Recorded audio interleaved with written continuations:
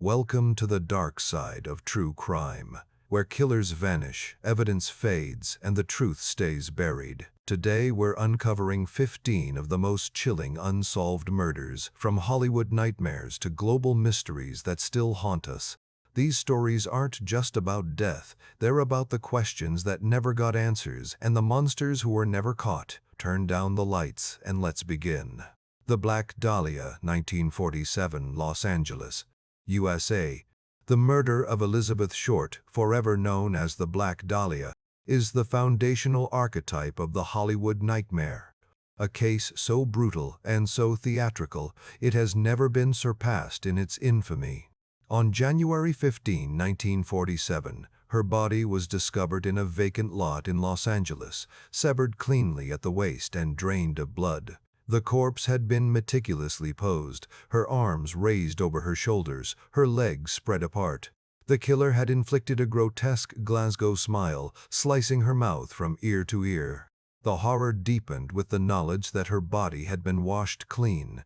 The murderer had spent time with her even after death, controlling every detail of this disturbing tableau. The investigation that followed became a circus, false confessions, media frenzy, and chaos overshadowing the truth. The LAPD received a series of taunting letters and packages, including Elizabeth's personal belongings, and a note claiming responsibility signed, "The Black Dahlia Avenger." Theories piled up: jilted lovers, wealthy surgeons, men of means with hidden rage. But every lead dissolved into the shadowed corners of Los Angeles.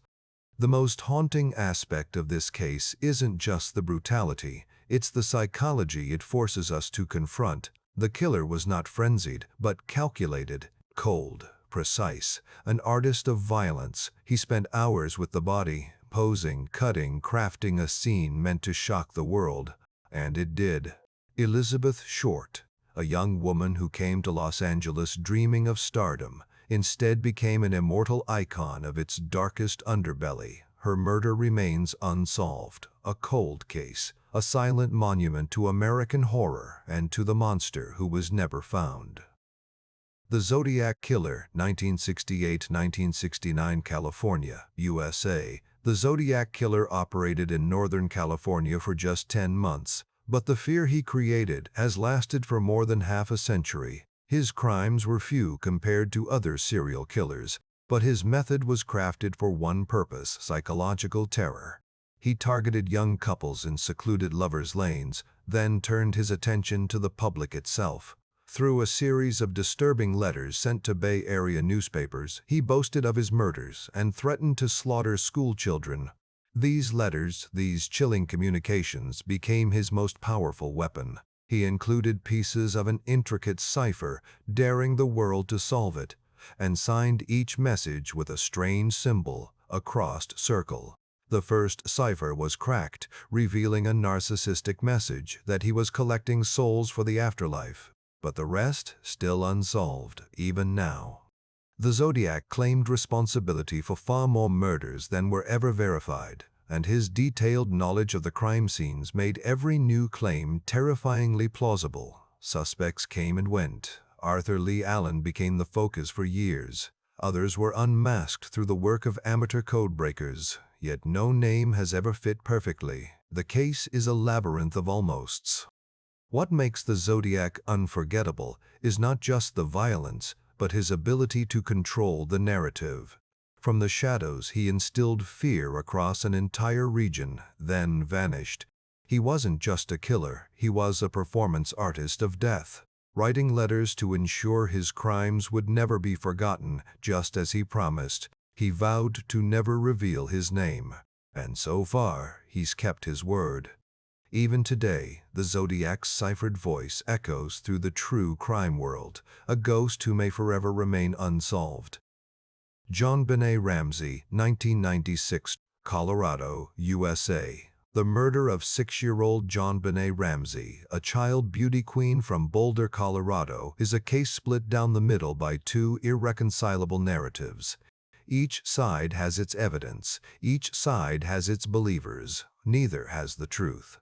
The crime scene was a puzzle made of contradictions. A strange, almost theatrical 3-page ransom note was found inside the house, demanding $118,000.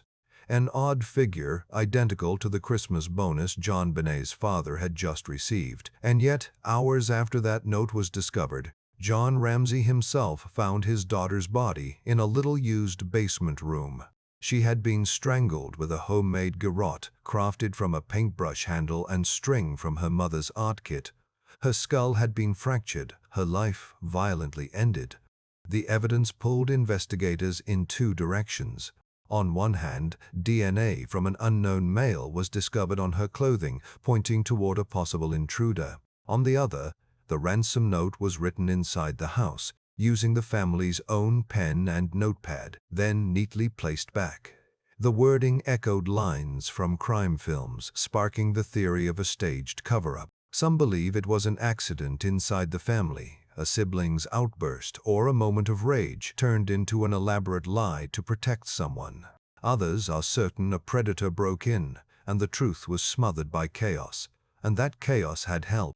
The Boulder police allowed friends and family to roam the home, contaminating the scene, ensuring that crucial answers would forever be out of reach. Today, JonBenét's case is a black hole in American true crime. Every clue is counted, every lead entangled in doubt. The mystery offers no peace, just endless questions, and a child at the center whose voice will never be heard. The disappearance of Madeleine McCann, 2007, Portugal. The disappearance of 3-year-old Madeleine McCann from a holiday apartment in Praia da Luz, Portugal, on May 3, 2007, is more than a missing persons case. It became a global obsession, a story of parental heartbreak, wrapped in suspicion and tangled up in international tension.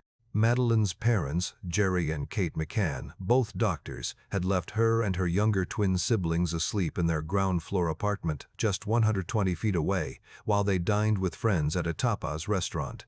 They took turns checking on the children, until one visit when Kate discovered Madeleine was gone. The bedroom window was open. Panic set in. The world shifted. The immediate theory was abduction, but the investigation faltered from the start. The crime scene wasn't secured for days. Evidence, if there was any, was lost to time, people, and confusion. As the search expanded, the McCanns found themselves under a cloud of suspicion, fueled by leaked reports and reckless media speculation.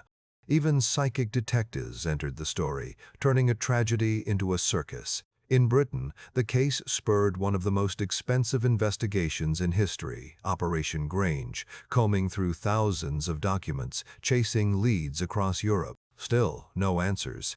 In recent years, things took a new turn. German prosecutors identified Christian Bruckner, a convicted pedophile, as the prime suspect, placing him in the area the night Madeleine vanished through mobile data and witness accounts. Yet with no body, no forensic link, the case remains officially open.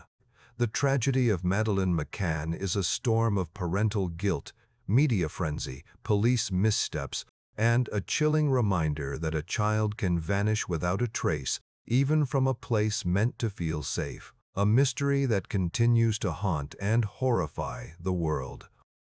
The death of Elisa Lam, 2013, Los Angeles, USA. The death of Elisa Lam, a 21-year-old student from Canada, has become one of the most haunting mysteries of the internet age. A story built almost entirely around a 3-minute video. Lam was traveling alone, staying at the Cecil Hotel, a place already stained with a long history of violence, death, and darkness. She had bipolar disorder and was medicated, a detail that would later shape the official explanation. The mystery began with a video. Released by the LAPD, it shows Elisa entering a hotel elevator. Her movements are frantic, erratic, as if she's hiding from something or someone. She presses multiple buttons, peers into the hall, steps in and out as if she's confused or afraid. Then, she exits the frame. The elevator doors close. The car doesn't move. That was the last time anyone saw her alive. Weeks later, after guests complained of low water pressure and a strange taste, maintenance workers forced open the lid of a rooftop water tank. Inside, they found Elisa Lam, naked, dead, floating in the dark water that fed the hotel's taps. The tank was sealed. The rooftop door was locked. No one could explain how she got there. The official ruling? Accidental drowning, with her bipolar disorder listed as a contributing factor. But the questions kept growing. How did she access a secured rooftop? Why was she undressed? What or who was she hiding from in the elevator? Theories spread quickly. Was it a psychotic break that drove her into the tank herself, or something far more sinister, a predator lurking within the walls of a hotel once home to serial killers? To this day, logic seems to fail. The unsettling footage, the strange circumstances, and the macabre history of the Cecil Hotel have made the Elisa Lam case an unsolved legend, a riddle wrapped in fear, dread, and silence. Jack the Ripper, 1888. London, UK. The Whitechapel murders of 1888, credited to the shadow known as Jack the Ripper, mark the grim birth of the modern serial killer. And even now, they remain the most chilling unsolved murders in history. Over just a few months in London's impoverished East End, at least 5 women, Mary Ann Nichols, Annie Chapman, Elizabeth Stride, Catherine Eddowes, and Mary Jane Kelly, were brutally murdered. And not just killed, but mutilated. The killer's precision was almost surgical. He targeted the abdomen, and in Catherine Eddowes' case, he removed a kidney. The world first heard his name from a letter sent to the Central News Agency, where the writer mocked the police, signed with a sinister moniker, Jack the Ripper. The panic that followed was unlike anything London had ever felt. The victims were poor, often homeless women, vulnerable, alone, hunted. The Metropolitan Police launched an investigation on an unprecedented scale. Thousands questioned, hundreds suspected, but no arrest, no closure. The list of suspects reads like Victorian fiction. Aaron Kosminski, a Polish barber with a history of violence. Montague John Druitt, a barrister found dead in the Thames. Even whispers of royalty. Prince Albert Victor, the Queen's grandson. But nothing stuck. Jack the Ripper became more than a killer. He became a story, a nightmare set against gaslit streets, thick fog, and the failure of justice. His legend endures because it is unsolvable. A fog-shrouded horror of blood and shadow where the villain is not just unknown, but unknowable. Jack the Ripper vanished as suddenly as he appeared, and in doing so, became immortal. The Long Island Serial Killer, LISK, 2010, present. The case of the Long Island Serial Killer, or LISK, is one of America's most chilling, complicated, and deeply unsettling unsolved crimes. A story where violence, privilege, and institutional failure all collide. It began in May 2010. Shannon Gilbert, a 24-year-old sex worker, disappeared after frantically fleeing a client's home in Oak Beach, Long Island. Police began searching for her. What they found instead was a nightmare. In December 2010, along Ocean Parkway near Gilgo Beach, they uncovered the bodies of 4 women, each wrapped in burlap: Maureen Brainerd Barnes, Melissa Barthélemy, Megan Waterman, and Amber Costello. They became known as the Gilgo Four, all sex workers. All had advertised online. And the killer had used their phones, sometimes to arrange meetings, sometimes to taunt their families. But it didn't stop there. Over the following months, more remains were found along the same stretch of highway. A toddler, an unidentified Asian male, bodies and body parts belonging to several unknown women. One later linked by DNA to a victim known only as Peaches. At least 10 sets of remains, one stretch of road. A pattern of predation or perhaps multiple predators. Then came the questions and the controversy. Why did it take so long to make progress? Because the investigation was clouded by mismanagement and, worse, James Burke, the Suffolk County Police Chief, blocked the FBI from getting involved. He was later sent to prison for assault and obstruction of justice. The Bureau didn't join the investigation until 2015, 5 years late. Then, in July 2023, everything changed. Rex Heuermann, a 59-year-old architect from Massapequa Park, was arrested and charged with the murders of the Gilgo Four. He is now considered the prime suspect in others, but still, the mystery is not solved. Several victims remain unidentified. Shannon Gilbert's death is still disputed, and authorities have not ruled out the possibility of more than one killer. LISK is not just a story about murder. It's a story about how some voices go unheard and how a predator can hide for years in plain sight amid the quiet streets of Long Island's affluent suburbs. The Delphi Murders, 2017, The Murders of Liberty, Libby German, 14, and Abigail Abby Williams, 13, in Delphi, Indiana, are among the most harrowing and haunting unsolved crimes in recent American history. A case both heartbreaking and frustrating, not for lack of evidence, but because of it. On February 13, 2017, the girls were hiking the Monon High Bridge Trail, and Libby, feeling something was wrong, did something extraordinary. She pulled out her phone and started recording. The video shows a man approaching them on the abandoned railroad bridge. You never fully see his face, but you hear him saying just 3 words, "Down the hill." It's the kind of moment that chills you to the bone. The girls never came home. Their bodies were found the next day near the trail. Police released grainy images from Libby's video and that short audio clip, launching one of Indiana's biggest investigations ever.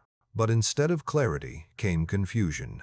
In 2019, a new sketch of the suspect was released, dramatically different from the first. Public trust faltered, leads came, thousands of tips, but the case stood still until October 2022. Richard Allen, a local pharmacy technician, was arrested and charged with 2 counts of murder. A .40 caliber unspent round found between the bodies was linked to a gun owned by Allen, and he admitted to being on the trail that day. But even now, the path to justice is murky. Allen's own defense team spun a bizarre theory, claiming the killings were part of a ritualistic sacrifice by a pagan cult called Odinism, a theory the judge has called fanciful. The trial ahead promises to be deeply complex, controversial, painful. This case remains a tragic testament to 2 brave girls who did everything right, who left behind evidence, a voice, a face to catch their killer, and yet the justice they deserve is still unfolding.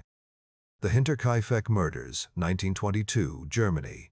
The Hinterkaifeck farmstead, a lonely, isolated property near Grüben in Bavaria, became the setting for one of Germany's most chilling and enduring mysteries. But before the murders came the warnings. In the days leading up to the tragedy, strange signs emerged. Andreas Gruber, the farmer, heard footsteps in the attic. A newspaper from Munich mysteriously appeared on the property. No one in the family subscribed. And most disturbing of all, footprints in the snow led from the forest to the farmhouse. None led back. Then, on April 4, 1922, the silence shattered. Concerned neighbors checked the farm, only to discover a horror beyond words.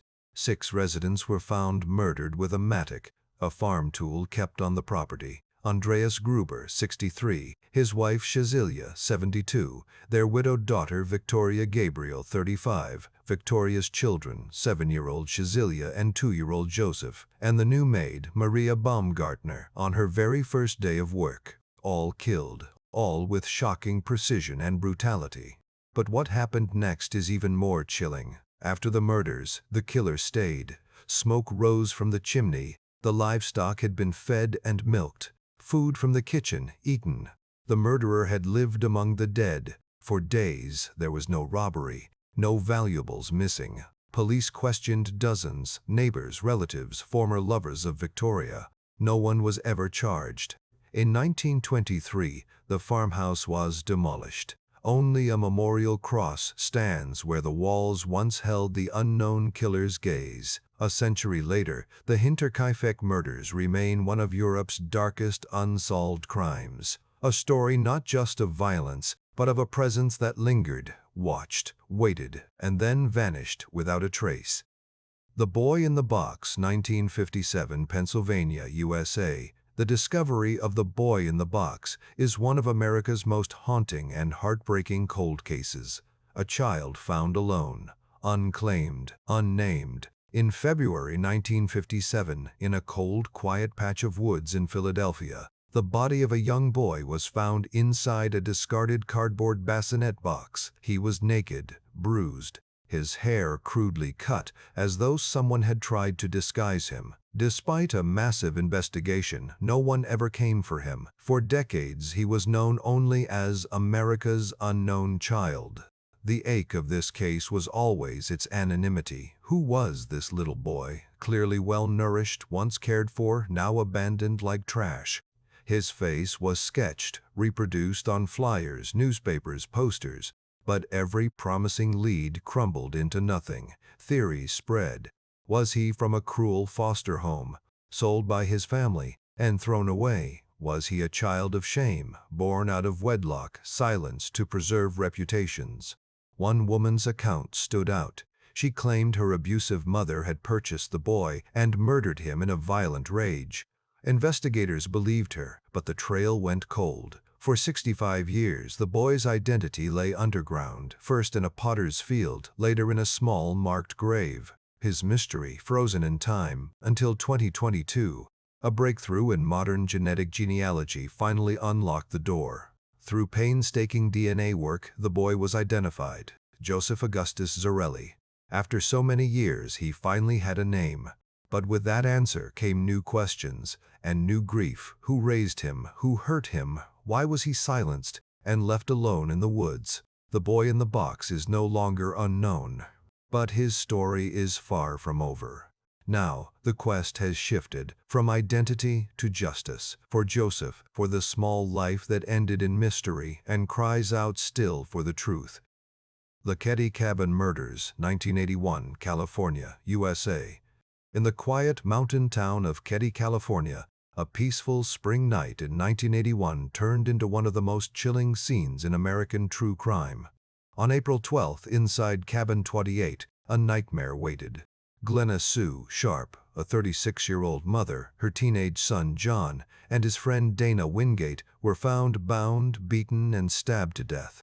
The weapons? A hammer, a knife, likely taken from the cabin itself, a slaughter born from familiarity. Just feet away, in a separate room, Sue's younger sons Rick and Greg and their friend Justin Smart were found alive. Apparently, they slept through the entire massacre.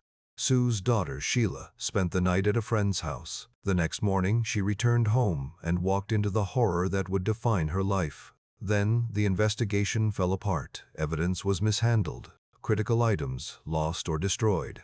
Attention turned to two men, Martin Smart, a neighbor, and Justin's father, and his friend, John Bobate, staying nearby at the time.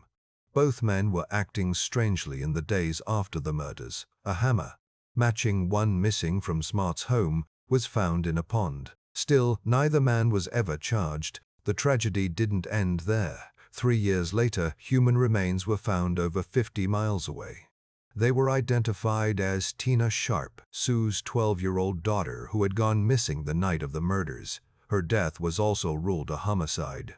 Decades later, with modern DNA analysis, the same two suspects are still the focus, but both men are now dead, and justice has never come. The Keddie Cabin Murders remain an open wound, a story of a family destroyed, an investigation riddled with failure, and a truth still buried deep in the shadows of the Sierra Nevada. The Isdal Woman, 1970, Norway. The case of the Isdal woman reads like a Cold War spy thriller, but it's written in human tragedy. It's a mystery where every clue only deepens the questions. In November 1970, hikers in Norway's remote Isdalen Valley, the Ice Valley, discovered the badly burned body of a woman.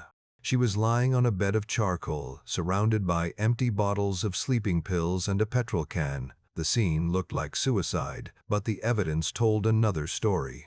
Soot was missing from her lungs, meaning she hadn't been alive when the fire started. Her body showed signs of being burned after death. What appeared to be a suicide was, in reality, a carefully staged deception. As investigators dug deeper, the woman seemed to dissolve into smoke. Every label had been cut from her clothes. Her fingerprints were too smooth to read. She had traveled across Europe using at least 8 different aliases, staying in hotels under false names, wearing wigs and sunglasses, and always paying in cash. In her luggage, police found coded notes, disguises, and personal effects that offered no trace of identity. She spoke multiple languages and moved with the precision of someone trained to disappear. The most enduring theory is that she was a spy, a casualty of the silent war that played out in the shadows of the Cold War. Modern isotope analysis of her teeth suggested she likely grew up near the French-German border or in Eastern Europe. Her movements even coincided with NATO military activity in Norway. Was she killed by her handlers? By an enemy agency? Or did she uncover something she was never meant to know? To this day, the Isdal woman remains Norway's greatest mystery, a nameless figure who erased herself from the world, and in death succeeded too well. Her true name, her mission, and the reason she died are secrets still buried in the cold ashes of Isdalen Valley. The death of Rebecca Zahau, 2011. The death of Rebecca Zahau at the Spreckels Mansion in Coronado, California, is one of America's most contested true crime cases where the official ruling of suicide is met with deep, unshakable disbelief. On July 13, 2011, Rebecca was found naked, bound at the wrists and ankles, and hanging from a second-story balcony. The knots were intricate, the bindings tight, the scene unnervingly precise. To many, it didn't look like despair, it looked like control. The tragedy came just 2 days after Max Shacknai, the 6-year-old son of Rebecca's boyfriend, pharmaceutical CEO Jonah Shacknai, fell inside the mansion. Max later died from his injuries. Grief hung over the house. Suspicion followed close behind. Investigators ruled Rebecca's death a suicide. They said she was overcome with guilt over Max's accident, that she had bound herself, tied the rope, and jumped. But Rebecca's family and multiple forensic experts were not convinced. They pointed to the details: no fingerprints on the knife used to cut the rope. Head trauma, inconsistent with a simple hanging, bruises on her body. Complex nautical knots, nearly impossible to tie alone. There was no suicide note, no final message. In 2018, a civil jury found Adam Shacknai, Jonah's brother, liable for Rebecca's wrongful death, awarding damages to her family. Adam has always maintained his innocence, and officially, the manner of death remains listed as suicide. But the questions refuse to die. More than a decade later, Rebecca Zahau's death still echoes through the halls of the Spreckels mansion. Was it truly a final act of despair? Or was it a murder, hidden in plain sight and disguised as suicide? The Tylenol Murders, 1982. In the fall of 1982, a nameless, faceless killer changed America forever. Over just 3 terrifying days in the Chicago area, 7 innocent people died after taking extra-strength Tylenol capsules secretly laced with potassium cyanide. The victims had no connection, no pattern. Their only link was a trusted, everyday pain reliever. Panic spread like wildfire. Stores pulled Tylenol from the shelves. Families emptied their medicine cabinets. Americans realized even the most ordinary things could no longer be trusted.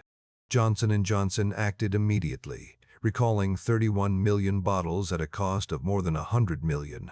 They later introduced tamper-evident packaging, the safety seal we all take for granted today, a standard born from tragedy.